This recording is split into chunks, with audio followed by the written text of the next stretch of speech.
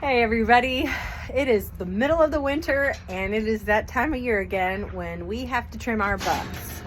They're getting ready to go back to their spring and summer location before our does come here to kid. So we're gonna just do a few things to get them ready for their vacation, if you will. Let's see what happens. So the first thing you want to do when you're dealing with trimming a buck is you want to have a place where if they're living with other bucks, they need a place to be trimmed away from the rest of the herd. My bucks all live together and that works really well for us, so they at least have a companion at all times when they're not breeding the girls, and it just keeps them out of my hair because I keep them at a different property than I keep my does when they're not in breeding season. And they like to mess with one another. As you can see, one is trying to climb the fence now.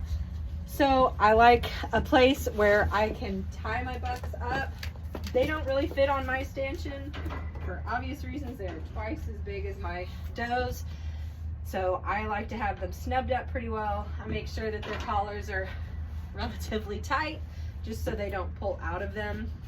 And even then, sometimes they get away from me. But these boys are actually really pretty easy to handle. So once I've got my buck where I need him, you can see their feet grow pretty crazy. And I keep my bucks on a 6 to 8 week schedule so they don't get so crazy. But you can see there's a decent amount of growth. And the main difference is the amount of hoof and the strength of the hoof. I use foal nippers that are spring loaded because I'm left-handed and the fancy cutters just don't work for me, but these guys are universal, so it doesn't matter which hand I use. But I'm just gonna trim off all that excess and I'll try and get it close so you can see. Compared to that other one, it's got a lot of growth, and we'll just take it down flat, get off all the excess stuff. All right, bud. And they like to move around.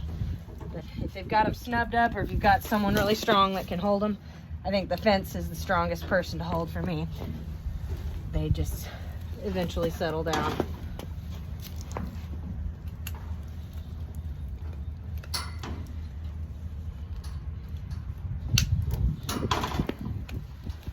I'm not one that likes to take off a whole bunch of callus, but I do take off all the excess that I need to. If he wants to wiggle around, that's fine. I just kind of stick with him. And if I need to set his foot down, I can. Because again, he is snubbed up to that fence and he's not really going anywhere.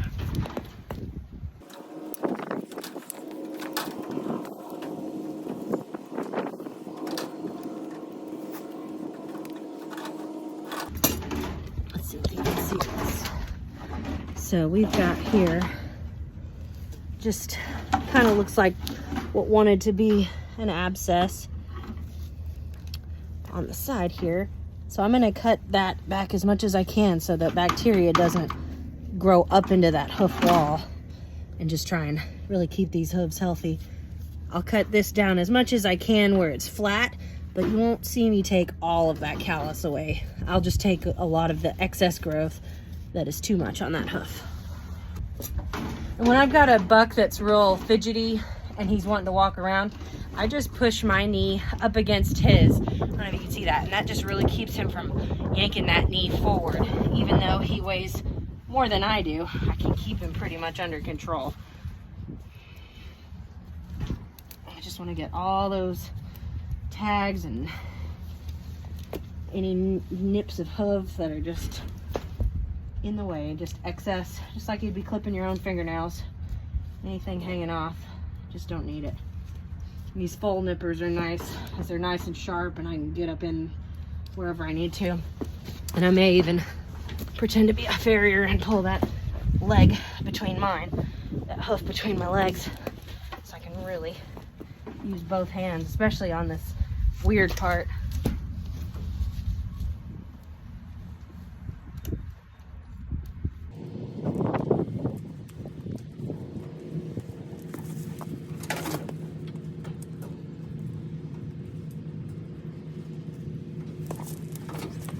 Good job, buddy.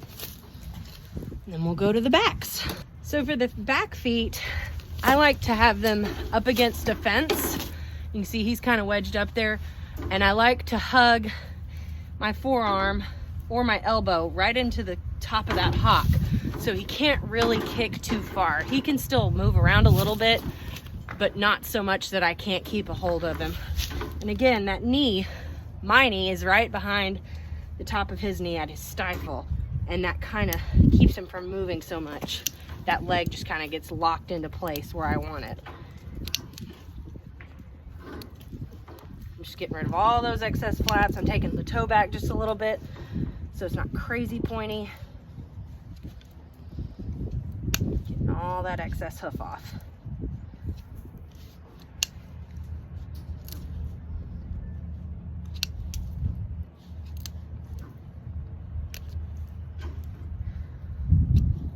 Sometimes those toes like to grow little pockets where bacteria can hide, and it's always important to cut those off at the tip of the toe, just so you don't have any little holes where bacteria can grow and cause things like thrush or hoof rot or anything like that. Got to keep these really clean.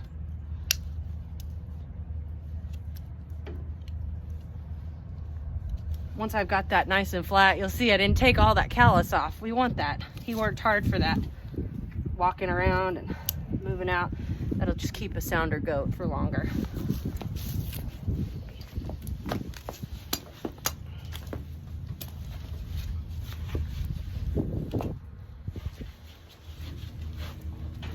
Good boy.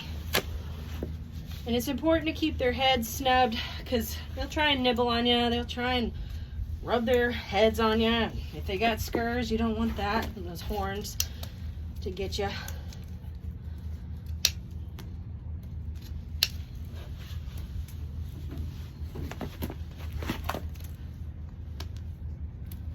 These guys get messed with a lot, so they're not real jumpy or anything like that, but they still don't enjoy this. This is not their favorite thing to do.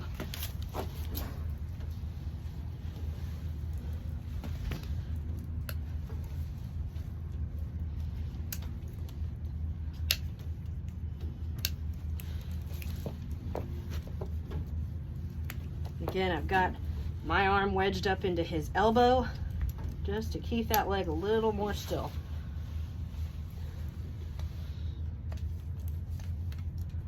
Oh, I can feel the pee from his beard on my back. My jacket's lift up just enough. Ugh, yeah, good boy. Definitely want to do this when you don't have anywhere else to go that day, because this stench, man, it's hard to get off.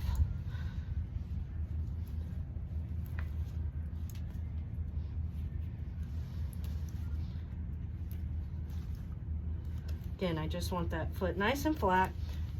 I'm not going to take all that callus off that I don't have to. Really make sure. See there, I got a little bit of a crevice. Let's see if I can get that closer. See if you can see that. Right there, we've got a little bit of a groove down in there that could easily trap bacteria. So I'm going to cut down past that a little bit and just encourage that hoof to grow down as a flat unit instead of having holes and canyons in there through the next cycle. Good job, buddy. Oh, your foot's heavy. All right, one more back foot and he's done. He'll be glad for it, I promise you. Good boy.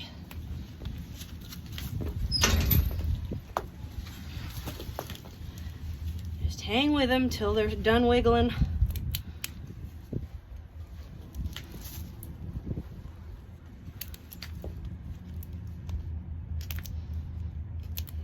Got something that wanted to be an abscess on this foot, so I'm going to just cut all that out so it can get exposed to the oxygen. That's the best way to kill bacteria if you've got little abscesses in here starting or already formed. And those can be formed from just anything, rocks getting up in their feet when it's muddy, and that dirt and debris gets trapped and that body's trying to kill off the foreign object. So you really just gotta get in there and maintain it. A little extra maintenance will keep you from major issues later. He wants to fight with me for a minute. I'm just gonna keep that arm tucked right into that hock. And he can't really kick. He just has nowhere to go. He's kind of just rocking back and forth, but I still have a good hold of him.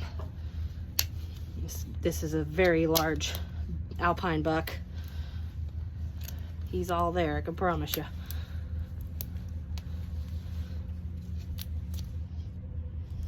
That hoof wall wants to separate a little bit from the hoof, so I'm just going to clean that up.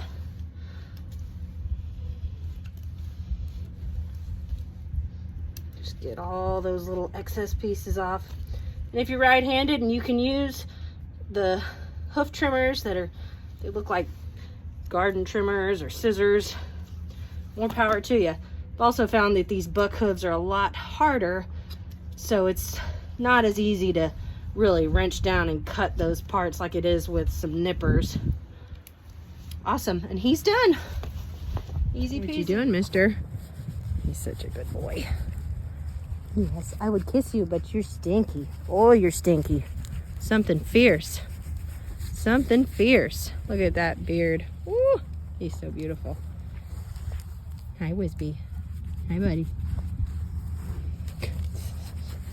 They're not friendly or anything. I know. Even after I trimmed you, you're still just wanting love. I'm wanting all the loves. Yes.